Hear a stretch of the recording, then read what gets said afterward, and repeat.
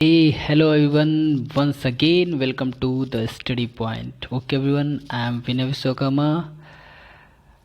Today's I'm discuss about part 7 and point 4. Okay everyone, तो जैसा जानते हैं फर्स्ट एंड थर्ड 4 5 6 ये पार्ट्स हमारे आ चुके हैं चैप्टर फर्स्ट के क्लास 10 पावर शेयरिंग के. ओके एवरीवन, किसके? पॉलिटी के. ओके, तो नाउ लेट्स सी, ये हमारा पार्ट 7 होगा.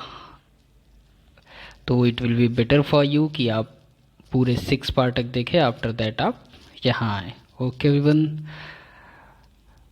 तो बेहतर होंगे आप लोग. Okay, now let's see, start करते हैं टुडेज टॉपिक. तो आज का पॉइंट है हमारा पॉइंट नंबर 4. ठीक है, तो पॉइंट नंबर में बोला क्या हुआ है. Now let's see, talk about it.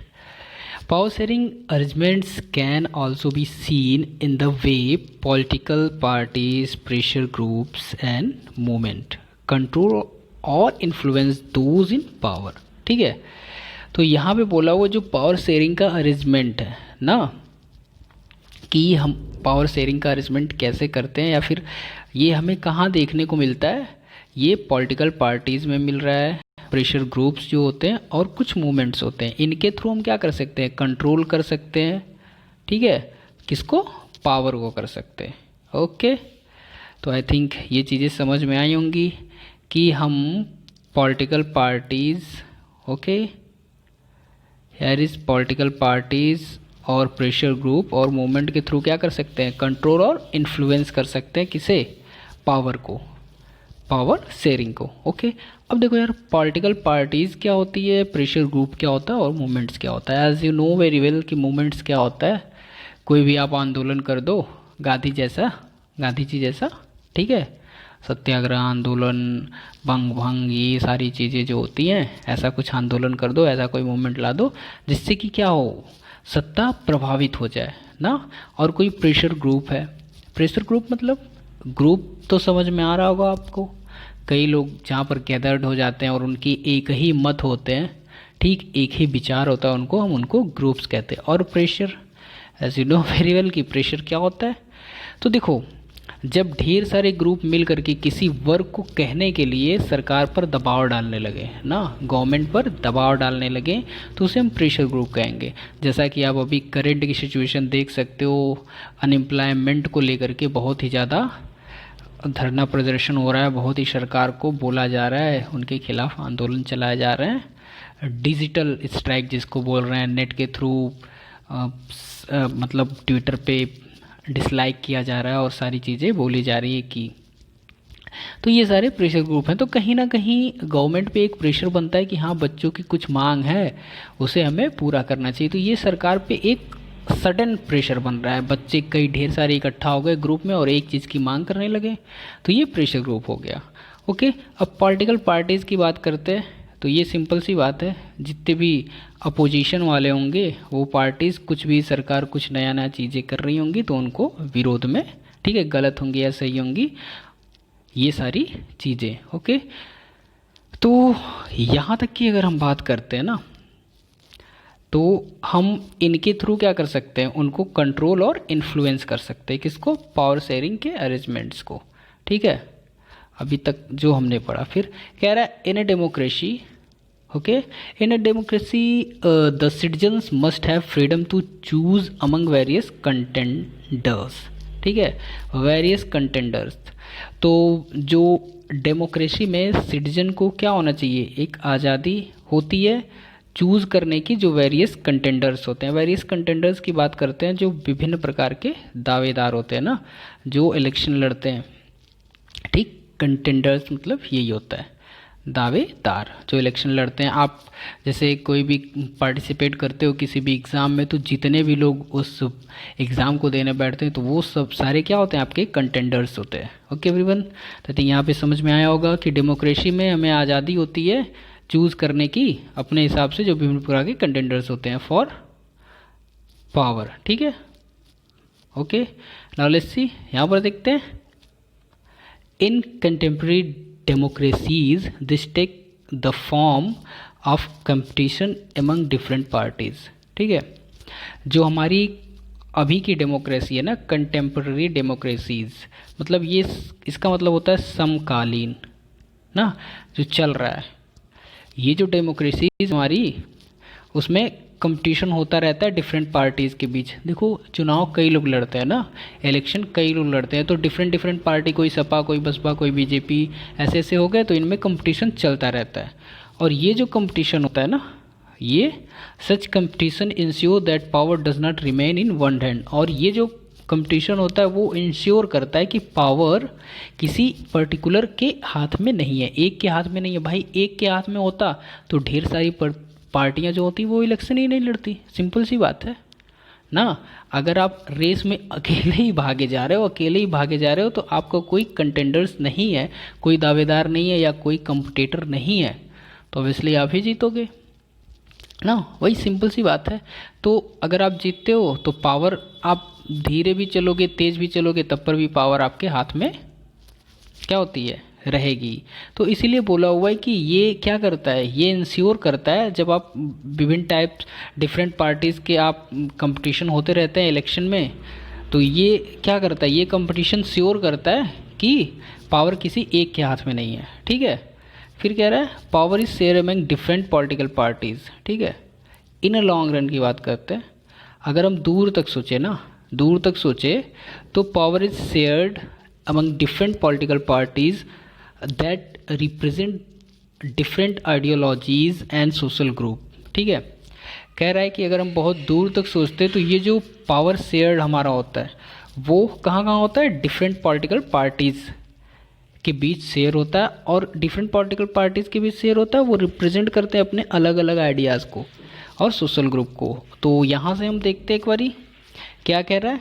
यहाँ से कह रहा है कि अगर हम बहुत दूर तक सोचते हैं, बहुत दूर तक देखते हैं, तो जो भिन्न भिन्न प्रकार की पॉलिटिकल पार्टीज़ होती है वो अपने डिफरेंट टाइप ऑफ आइडियाज़ देती है।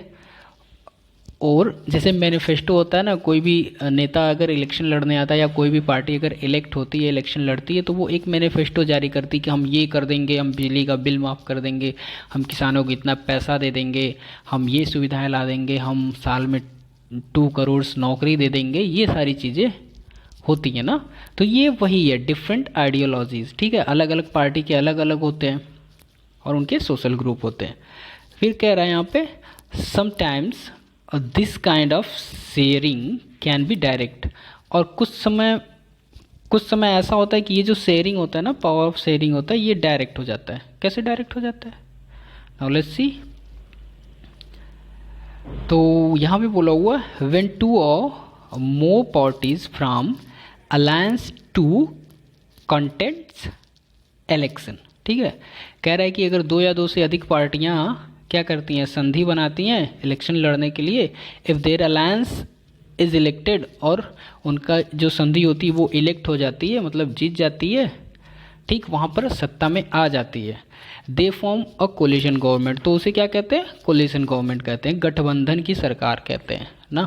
ठीक है, देखो जब 2 पार्टियां कहीं से नहीं जीतती, जैसे बीजेपी जीती, ठीक है, और सपा और बसपा वहाँ से नहीं जीती, अगर उन दोनों ने गठबंधन कर लिया ना, तो वो पार्टी मेजॉरिटी में आ जाती है, वो जीत जाती है। यही कह रहा है कि कुछ कंपनियां होती हैं जो अलायंस के थ्रू कुछ संधि करती हैं, और फिर उसी संधि को क्या कहते हैं हम, जब उनकी सरकार जीत जाती है तो उसे गठबंधन की सरकार कहते हैं, कोलिशन गवर्नमेंट कहते हैं। ओके, आई थिंक यहाँ पर कोई प्रॉब्लम नहीं होनी चाहिए आपको। नेक्स्ट बात करते हैं हम इन अ डेमोक्रेसी। डेमोक्रेसी की बात करते हैं। डेमोक्रेसी में we find interest group such as those of traders, businessman, industrialist, farmer and industrial workers. ठीक है, हम पाते हैं इंटरेस्ट ग्रुप। ठीक है, मतलब इंटरेस्ट ग्रुप पाते हैं किसमें किसमें, ट्रेडर्स, बिजनेसमैन, इंडस्ट्रियलिस्ट और फार्मर में, और इंडस्ट्रियल वर्कर में पाते हैं ना।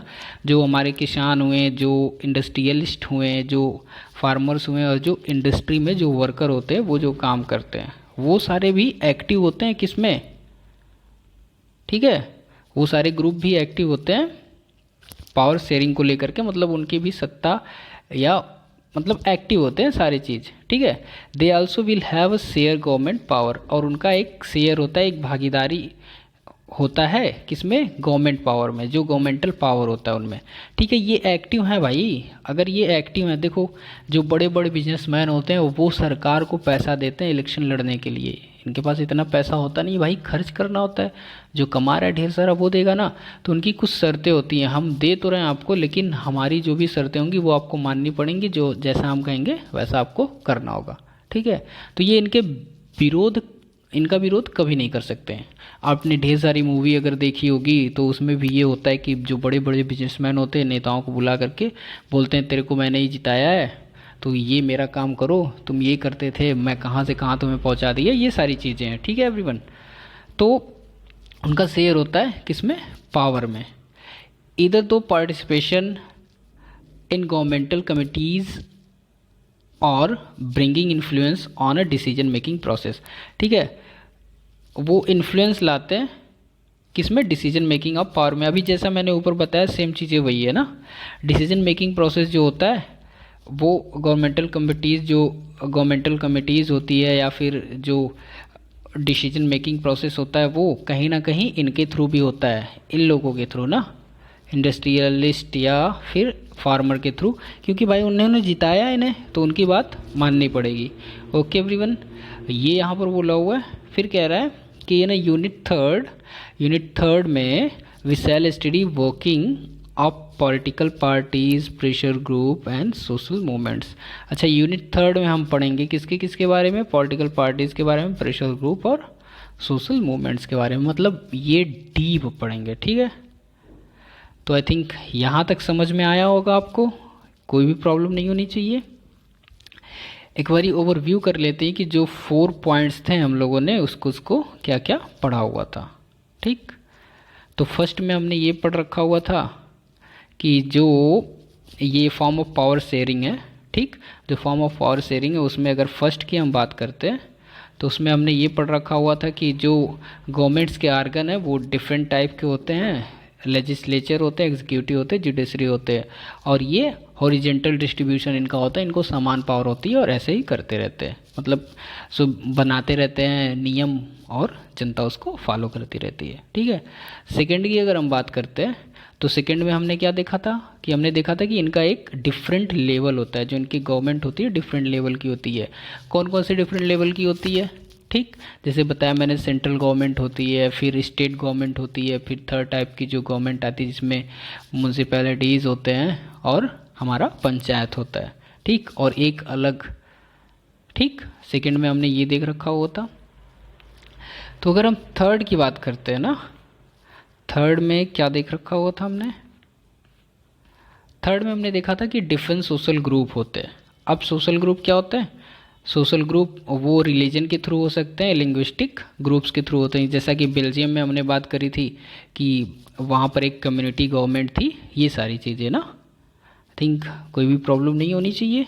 फिर अगर हम 4 की बात करते हैं ना, अगर हम 4 की बात करते हैं तो यहाँ पे बोला है कि एक प्रेशर ग्रुप होता है और पॉलिटिकल पार्टीज़ होती है, कुछ मूवमेंट्स होता है जिसके थ्रू हम क्या करते हैं, सरकार पर दबाव बना सकते हैं, या फिर ये पावर शेयरिंग देखने को मिलता है कि उनको भी कुछ पावर है। अगर वो वहाँ पर प्रेशर डाल रहे हैं, ढेर सारे बच्चे एक जगह इकट्ठा होकर के कुछ बोल रहे हैं, तो सरकार को ये काम करना पड़ेगा प्रेशर में। ओके एवरीवन, तो आई थिंक ये सारे पॉइंट्स आपको बहुत ही ईजिली समझ में आए होंगे।